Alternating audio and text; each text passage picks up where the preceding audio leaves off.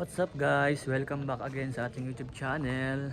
Ayan, so for today's video, papakita ko lang sa inyo ulit yung ating mga alagang Nokis. Pero bago natin ipakita, no?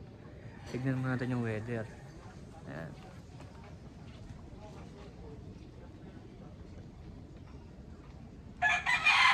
So, masama pa rin yung panahon natin gawa ng bagyo, no?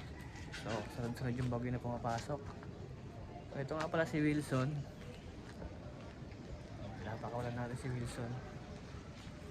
Medyo maambon na. Kasi hindi na siya kasi sa kanyang kulungan, no? Patay tayo dyan. Yung kulungan ni Wilson, masyado nang maliit para sa kanya. Wait na, maambon na guys.